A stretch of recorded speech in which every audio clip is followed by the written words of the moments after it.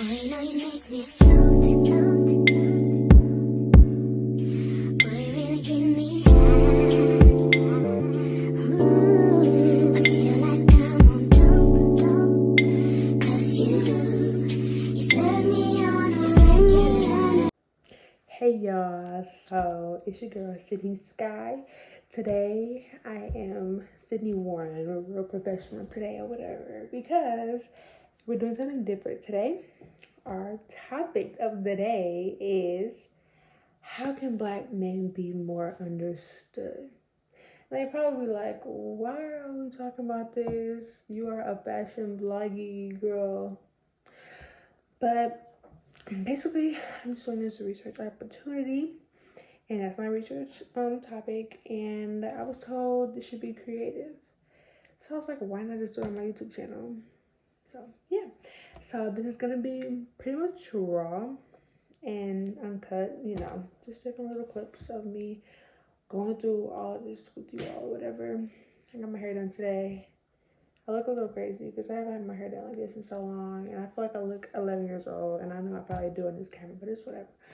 Um, but yeah, so it's gonna be a little raw and uncut. And for background, I went a couple years like being online and whatnot with schooling and stuff like that. So this is my opportunity just to have these videos be raw and uncut and not like necessarily staged or whatever, which is never really staged, but like it's been hard for me to like speak out in front of a lot of people lately, which used to be so easy for me, but it's been hard lately. So I'm just gonna calm down, pray I don't stutter because I feel like I'm a stutter, but it's okay. So yeah, this is gonna be about how can black men be more understood. So the point of today's video, so I have so much stuff written on this computer, not gonna lie. If I look at this computer a lot, it's because all my information is coming from this computer. I did a bunch of interviews and whatnot. I found a bunch of statistics and stuff like that. So yeah. So the point of today's video is to dive into the topic of how can black men be more understood. I did a good amount of research on this topic, and I really just want to spread the knowledge. I'm hoping to reach a partner, spouse, parent, relative, employer, or child of a black man. Even a stranger, someone who has yet to even have a deep, thorough conversation with a black man. Therefore, my audience can be anyone. So, basically, I interviewed 5 men to get their point of view from like that black man perspective, basically behind the scenes of a black man. Then I also interviewed 2 women. I did that so that I can get, their view of like what they believe from the outside perspective, because they're women. And we all like, we think so much stuff, but I mean, we're not men at the end of the day. So all of our stuff is pretty much based on assumptions. So basically what they assume about the black man. So yeah, and then the main really sentence I want to put out there is that although black men are different, they have a similarity about wanting to be or feel understood. So my voice is a little raspy. So I want to start off with this statistic. This is from the American Psychological Association, and Tori DeAngelis said, when black men do seek help and would prefer a same-race provider, it can be difficult finding black psychologists, since they still make up only about 4% of the doctoral level psychology workforce. Not gonna lie, I didn't even know that. I mean, I understand psychiatry. I don't know. For that to only be 4%, I don't know. But I feel like nowadays, if this is like a situation that more people can become more aware of, that percentage can like grow as time passes by, especially now, because everyone was like trying to prove all the little stigmas wrong. Like, no, we can all do this. So trust me, it won't be a shocker if there's gonna be a way more black psychologists going forward. That was embarrassing. My phone, y'all didn't even see that, but my phone was like sliding. So anyways, we're back. So what I have to mention is that from NBC News in 2021, we have Kanala Phillips. She's a journalist and reporter. She elaborated on an episode of Peace of Mind with Taraji. As y'all all know, or if y'all don't know, y'all should know, Taraji P. Henson, well-known, famous actor who graduated from where? My school. The Howard University. I know it's like, people be like, the illustrious. That word be killing me because it's just like, how many times every school is illustrious? But safe to say that my school is the illustrious Howard University. Anyways, her co-host was Tracy Jade, and they were alongside Chance the Rapper. The conversation noted the stigma surrounding mental health among Black men. Jade mentioned trust is probably the number one reason why specifically African Americans do not go to therapy. Just saying, I agree, but Jade said it. Phillips stated that in lieu of treatment, many Black men resort to bottling their emotions up. Chance said it takes a lot to be cathartic, to cry, to like empty yourself. Repeat that one more time. Chance said it takes a lot to be cathartic, to cry, to like empty yourself. Now we're gonna look up cathartic for you all. Cathartic. So, providing psychological relief through the open expression of strong emotions. Okay. 1 second. All right. Now, that quote right there, I had a lot to say about that. Not that much, but you dig it. So, I noted that this says a lot. For example, there has been many instances where women are talking to men and they're just like, be vulnerable, open up to me, just talk to me, I'll listen to you, I'm here for you, you can trust me, and men just will not go for it. Sad truth, they won't go for it, which today is literally why we're gonna dive deeper into, men. So, although it may stress a woman out, there's proof that it's not just the men you're speaking to. There's plenty of men out here who are the same way, and in this case, we have Chance here to vouch for us. Just saying. That is why I knew it was important to have this conversation on this platform so that everyone can be informed, everyone watching this. And I hope y'all share this to anybody y'all know because this is supposed to be informative and different. So basically, like I had mentioned already in the beginning, I have 7 people in total that I interviewed. I asked them all 7 different questions. I asked the girls 6 questions and the guys 7 questions. They're pretty much like girls versus guys. They're pretty much the same questions, just worded differently for like the girls and the guys. But yeah, I'm gonna introduce them all to you though. So we have Teddy's at Morehouse College. We have Marcus Williams out of Indian Hills. We have Christian Cavill out of Wayne Community.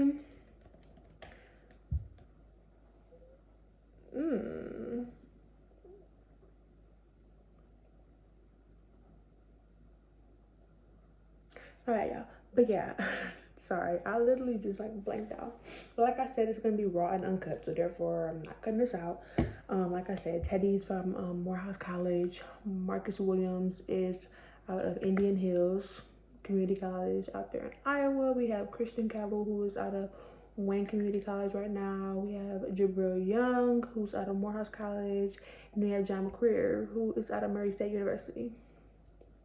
And then my girls, we have Samia Walker, and she is out of Florida A&M University.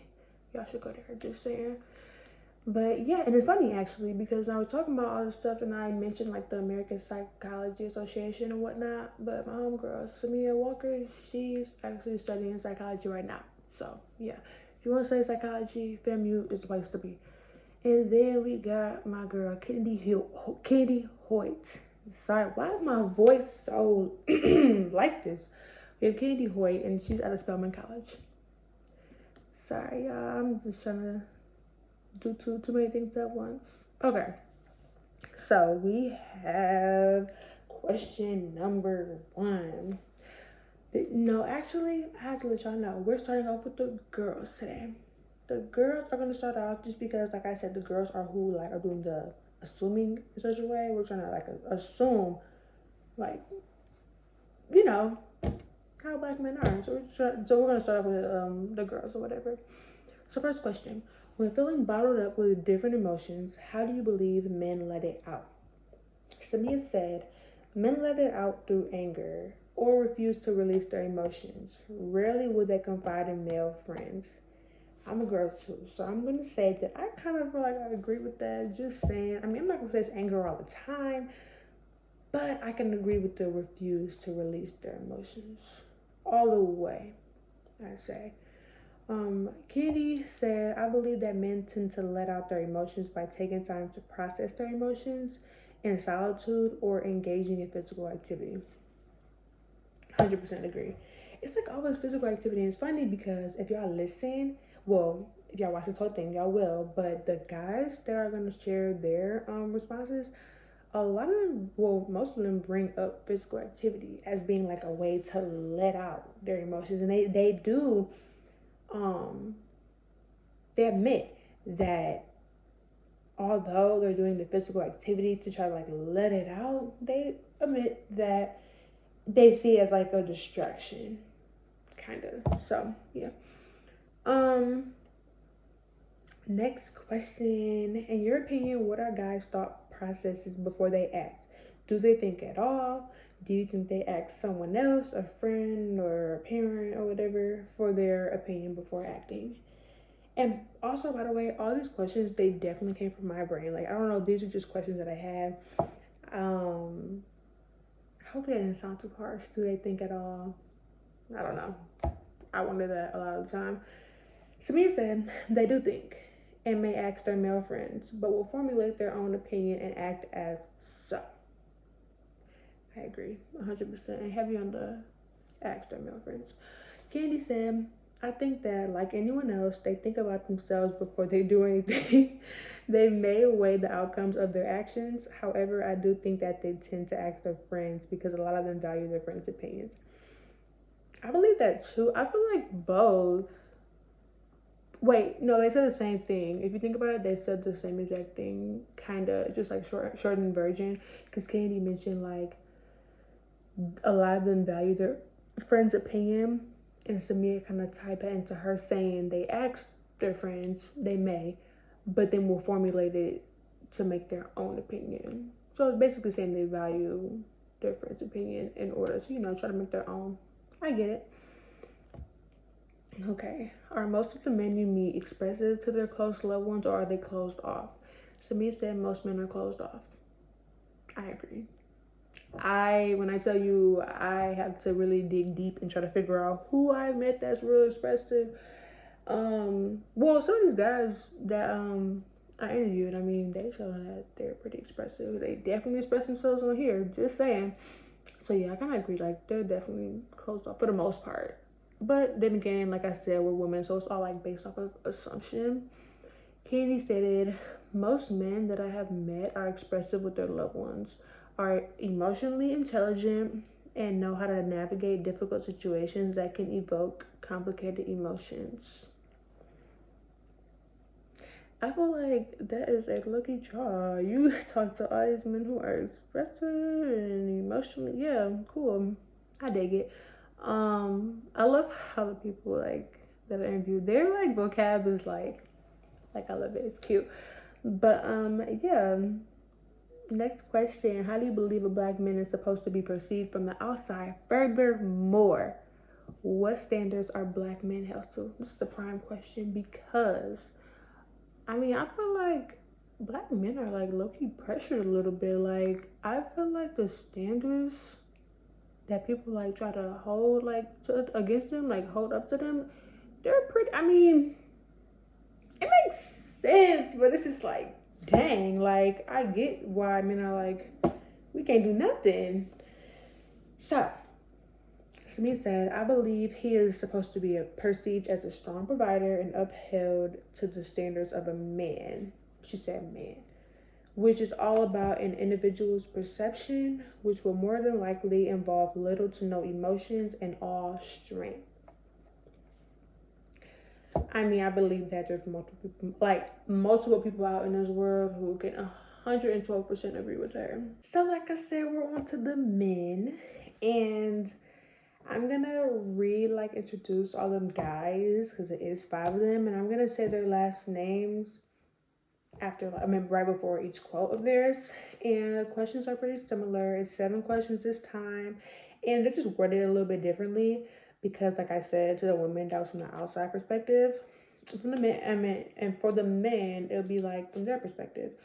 So we got Teddy Bianame. Okay, I'm trying to get it right. Marcus Williams, Christian Cabell, Jabril Young, and John McCreer. So, first question. When feeling bottled up with different emotions, how do you let it out?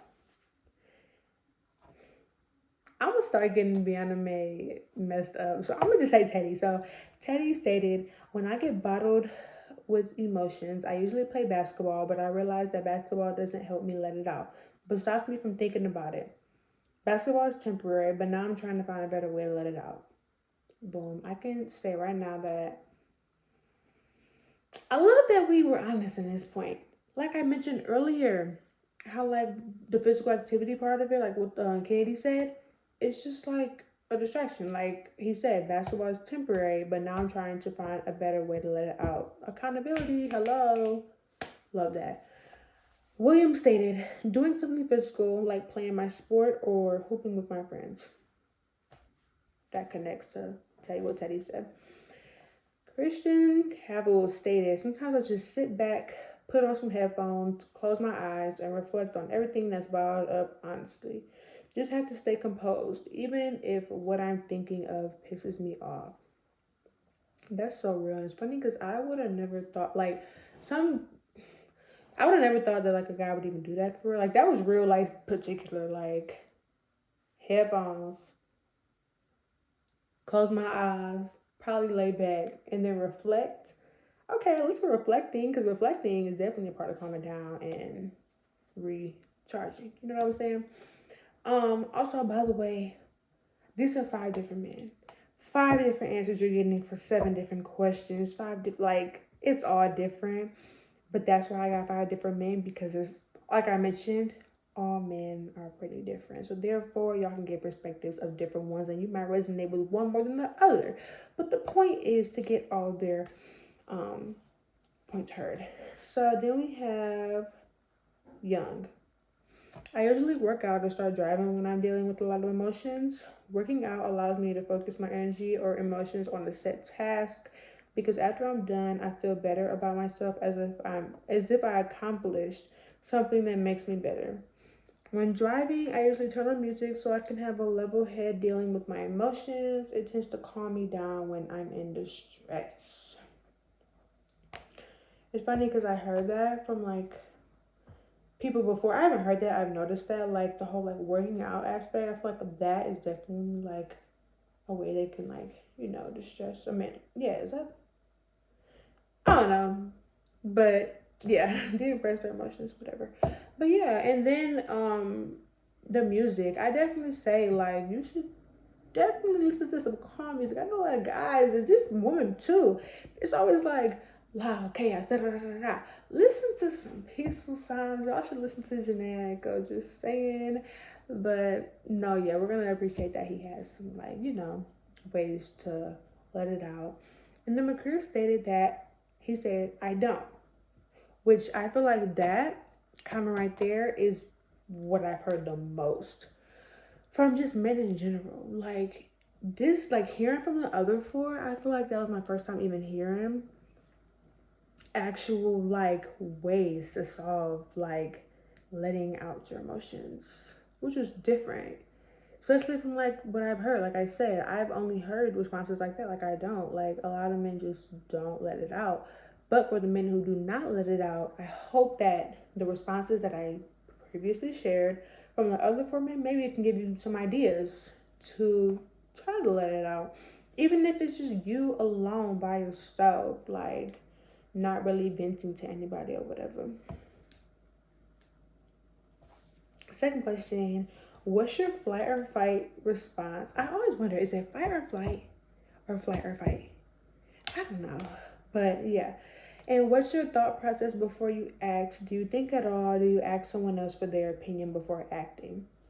Tay said, before I do anything, I decide to think it through from both perspectives, depending on the situation I'm in. Apart from that, I don't try to involve others in my problems, so I deal with it alone, and it's not due to me being in over my head, but that's how I did things since I was young. That's actually very common. Like just saying, it's very common. People, men particularly, do things now because of what they've done when they were younger. They try like they just happen to continue that pattern, and because they feel comfortable. It's your comfort zone to do things like that because you've been doing it since you were young. So now we're on to Marcus. Yes. So he said, sorry, Williams. I just keep flip flopping between the first and the last name. Bear with me. I'm big on conflict resolution. So my flight or fight response would be to fight or fix whatever's going on. My thought process is usually to find a compromise in the situation. I understand that. But then I start to think like, is compromise sort of like settling in such a way? Like, not settling, but kind of like just to, I don't know. I hope y'all kind of understand what I'm saying a little bit. Like, understand what I'm thinking a little bit. That I just kind of be like, it's compromise kind of settling because both ends get the way. I don't know. Christian, he said, my flight or fight is I feel like someone is getting loud with me. I feel like if someone, I'm tripping. My flight or fight is if I feel like someone is getting loud with me. They may not be. I have to get loud first because I hate being yelled at. Most of the time, I'm not thinking about it, and it is a habit I have to fix for sure. Sometimes I ask for a second opinion. Okay, so quick note on that. At least he was honest, number one. Number two, that's probably what happens to a lot of people. Just saying, like, people always wonder, why do guys just get loud and get attacked? I mean, and then you might think, don't get me wrong, just saying, men are definitely quick to feel like, girls are also a little high-headed sometimes and just be like on attack. So that might have a lot to do with that though. Like, as soon as you feel like someone else is getting loud with you, you're like, no, I'm loud back because I don't like that. Glad I know that. Okay. We have Young saying, I do think before I act. I'm not the type to start a fight without great reason. I overthink, so I tend to find multiple reasons why not to fight. Perfect. And then Mercury says, in situations, I tend to think on both sides of the story before I react to something. I settle with that a lot because not every guy, well, not every person, but every guy tends to think on both sides of the spectrum. Just saying. A lot of the time, they might be like, they only think about themselves. And it's very common that even some women think about like what they're talking about in that moment.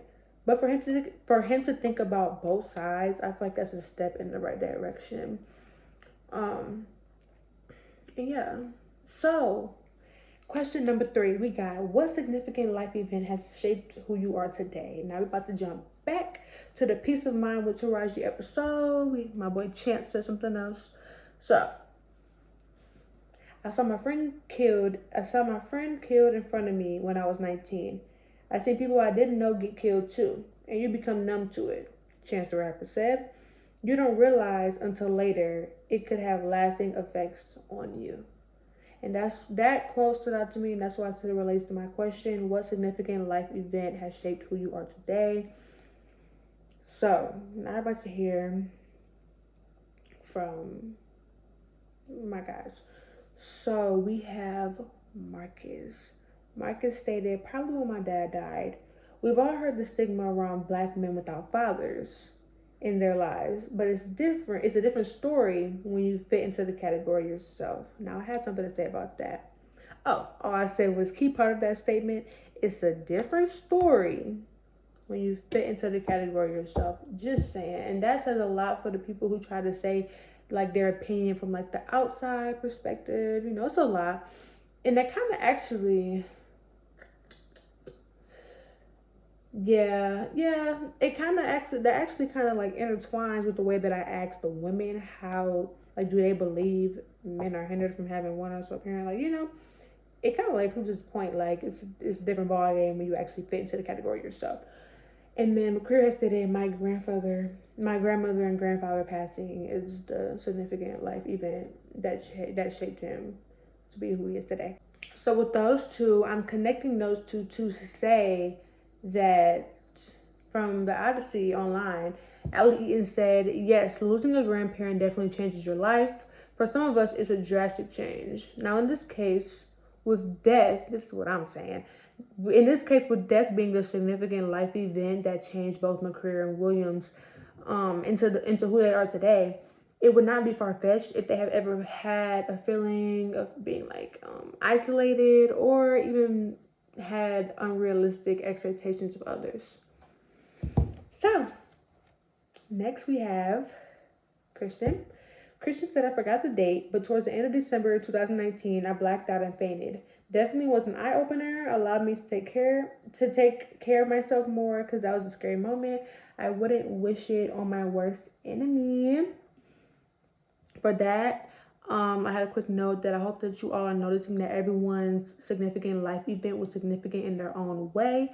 Every Black man is different, and although many say that as a collective, their upbringings are similar, it's the little differences that can tell them apart. And lastly, in this question, we have Jabril that said, my mom and dad's divorced. With that happening, it made me deal with a lot of stress a kid like me shouldn't be feeling at that age. Although it was a bad event in my life, it made me into the person I am today, and I can only be grateful for it. Now, I believe that a lot of people sit with the fact that there are specific circumstances, that if their specific circumstances didn't happen, it wouldn't have made them into who they are today. And I believe that a lot of people are grateful for that, which is something that should be known. So please know that you're not alone, and I hope that at least one of those somewhat resonated with you all. So like I said, so you can know that you're not alone. Fourth question, can you express yourself to a close loved one, or are you closed off? Is this because your loved ones are receptive, or are they dismissive? Teddy said, I am closed off, and it's not because my loved ones aren't people I can talk to, but it's hard for me to change something that I've been doing since things started bubbling up in the first place. I deal with things alone because they are better handled, and I can't blame anybody but me for what happened. Marcus stated, my mom taught me how to express myself at a young age. I usually talk to her when I need someone to talk to. That was prime. When I first read that, I'm like, that was perfect, and I applaud your mom. Christian stated, my loved ones are definitely open arms about my feelings, but I tend to keep my problems away from everybody because I don't want that used against me later on. I don't want them to feel overwhelmed and bothered, and that's where question number 1 comes back into play.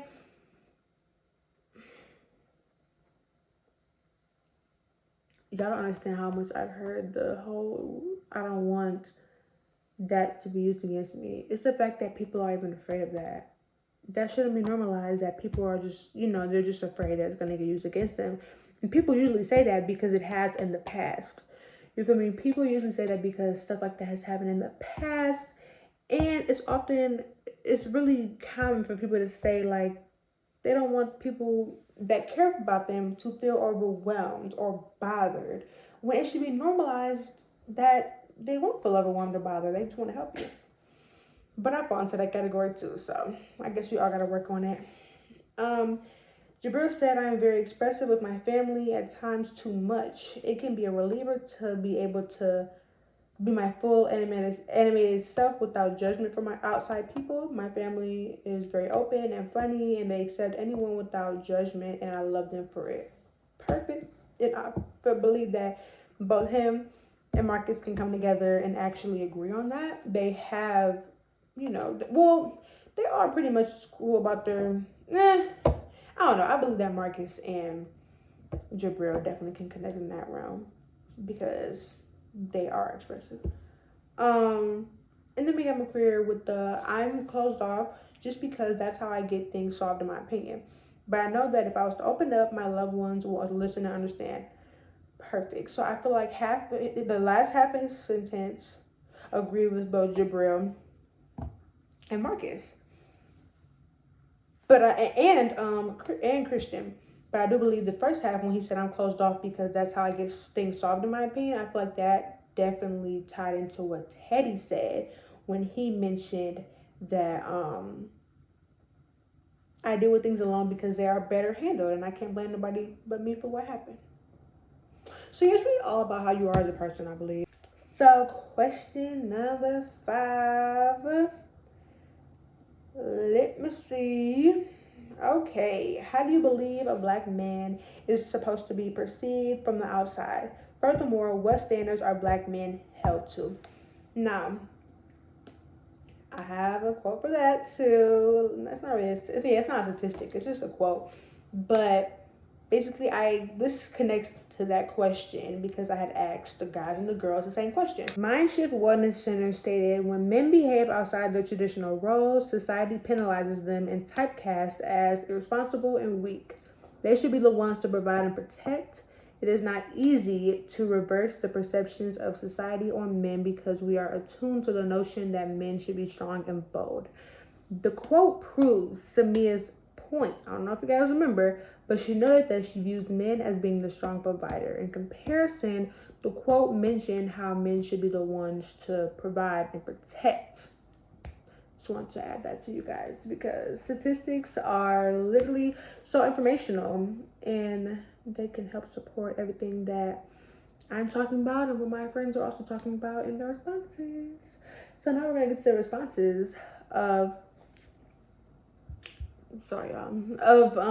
my friends. So Teddy noted, I don't think black men are supposed to be perceived in any other way than the other races because we are all human. We are held to a standard that black people are not able to get the same education as schools such as PWIs in high school, and then we have to catch up in college because they think we are supposed to learn in high school. We're supposed to learn those certain things in high school, but never had a chance to because our education was limited. Bam! Hello! Not everyone is in the same situation, especially in classes. Like, I believe that professors should be more, I want to say lenient, but you can't be lenient for real as a professor. But it's just like, be more understanding, I believe. Not everyone came from the same background. Not everyone came from the same school districts. Yes, we are all smart and educated and, all that good stuff to end up getting into the same school, in our case, college. But not everyone knows the same exact things. Take it slow in the beginning, and then once everybody get the gist, speed it up. But I definitely believe that is a perfect way to put it. Marcus stated, I think a black man should be perceived as a man with feelings just like everyone else. I think you're supposed to look at someone, troubled or not, and think this boy has a story. I think black men are held to a standard that's a little touchy to reach. There's so many types of people looking for so many different things from black men, y'all. He put from in all caps, so I had to say it like that. We want to make everybody happy, but everybody wants something different. Between the white population wanting us to be non-aggressive and conform to white ideals, to black women just wanting us to step up and be fathers. Hello. I love my friends. They know how to talk so well. Like, that right there. Now, let's rewind. Like, that last part did a lot for me. We want to make everybody happy, but everybody wants something different. Do y'all see that, like, black men are just like, dang, we want to do this, but everybody wants this, but we can't do that because everybody wants that. Like, I feel so bad. Then he said, between the white population wanting us to be non-aggressive and conform to white ideals, which is, like, very true, just saying, to black women just wanting us to step up and be fathers. Hello, like, sorry, y'all. But yeah, I love when black men get to talk and open up and express themselves. It's just, we hear answers like that. So then we got, sorry, I guess it comes to me. Christian, boom. He mentioned black men should be leaders, whether that be in a relationship, a team, a group, anything. A black man should lead. I feel like for the majority of the world, this is the standard as well. Yeah. Jabir stated a black man shouldn't be perceived at all. Rather, they should only be seen if they are a man instead of an adult who acts like a kid. As time progresses, the standards for black men seem to drop heavily. Now it's not expected for a black man to be educated and what is this? Chivalrous? Hold on, I've never heard of that. Hold on, let's see how to say it. Chivalrous. Chivalrous. chivalrous, rather, it's expected for them to have a lot of money from scamming and to drive a certain type of car. It's wild, but that's how it is. I feel like that's a lot. I feel like that's literally life in general when you think about black men and just black anything. Literally, you have to like sum it all up by saying that's just how it is, because it's just life, like literally. And some obviously you can change certain things, but some things you just can't change. So for the question, I said, are black men hindered by having either one or no parent present? Teddy said both parents are essential for a kid in the family. I agree. If a boy has no dad but a mom, he will not know how to treat a woman or even his own child, because he will think that if my dad left me when I was young, what's stopping me from leaving mine? Dads are here to give dominance, that the little boy is not an alpha male and doesn't run everything. The dad is here to show the way to his son so that he could be even better than him. Without a mom, he would not get the proper way to interact with the proper lady, because all of that would be determined on how his mom and dad act. A mother's love is also important for both genders, and it helps them be comfortable and at ease while the dad is strict and puts them in check. I try to stay away from the girl's point of view because no matter how it ends up, they call me sexist for it. He said it. And it's funny because that entire thing related to what Candy said back when I asked her the same thing. She said there are certain lessons that only women can teach their son that they cannot receive from a man, and vice versa. So now we got Marcus said I definitely think it's a hindrance. Christian said black men are definitely more hindered with one parent than a black man with a 2-parent household. And then Jabir said they aren't exactly hindered from not having a parent present, because it's all about how the parent is. If a father isn't being a father to the child, then the child will indeed be hindered by the parent being in their life. Great point. I didn't even think of it like that. But if that father was in the kid's life, then they might turn out like their dad or worse. So it only matters if the parent is bad or not. That's why I literally asked more than one guy, because everyone's saying different things. And I love that. And they all make sense.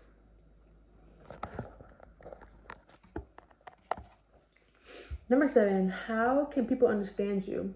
Teddy, simple communication. Communicate with me in a clear sense and I will do the same, because people, mostly women, tend to believe that we are mind readers and us men are a lot of things but not that. Easy communication is the best way of understanding me.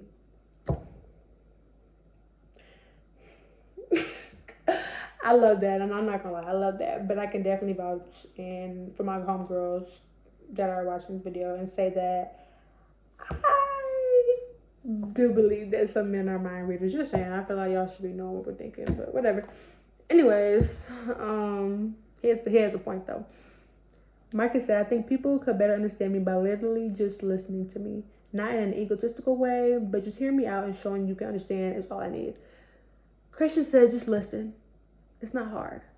I don't ever ask for complicated requests. I'm the most understanding person ever. Love me and I love you. Jabril said they can understand me by just talking to me. That's all there is to it. And then McCreer said they can't. They will fry their brain trying to. So, as you see, we have... They're different but connected. It's weird. Because we do have a couple saying. We have a couple people saying, just communicate with me. That's how it is. Communicate with me, boom. Then we have the other side saying, listen to me. Then we have McCreer saying they can't. He believes that people can't understand him, which is why he might have different ways, like he did in the beginning, saying like he doesn't let out his emotions. Boom. So I feel like, we don't know. I feel like everyone, although they said different things, it might have been something that there might have been some things that they didn't share that they definitely believe. Like, okay, maybe I could agree with that. Maybe I could agree with that. But just here's to say that every guy is different. Some guys feel like no one can understand them, which that's very common. I've heard that so much. And then there's guys that feel like just communicate with me. It could be that easy. And then there's guys that just say, just listen to what I have to say. Literally. So y'all, that is all I have for you all. I listed all the responses to all the questions, all 7 questions for the guys, and all 6 questions for the girls. I hope that everyone who watched this video of mine became intrigued based on the title, but at least to the first few minutes of this video. I hope that you all learned something and enjoyed my interviewees sharing their responses to my questions from their point of view. I really enjoyed putting this research together, and I hope to do something again like this really soon, because this is kind of cool. Like, this is really out of my comfort zone, like, and then like just talking like that, like out of my comfort zone for real. But I did it for y'all. I did it for my teacher, my professor, all that. But yeah, shout out to Professor Stack. If y'all go to Howard English department, Amanda Stack, she is great. Shout out to her for being so invested in like her students' creativity and ideas, because she really wanted this type of research to be in a creative way and not some boring research paper. So that's why I'm like, I have a YouTube channel. Why not put it on my YouTube channel and have everyone view it? So yeah, shout out to her. And with me already having a YouTube channel, it made me just feel more comfortable sharing this topic on this platform to you all. Thank you all for watching this video. Stay tuned for my next video, and I hope you guys enjoyed it. Talk to y'all and see y'all later. It's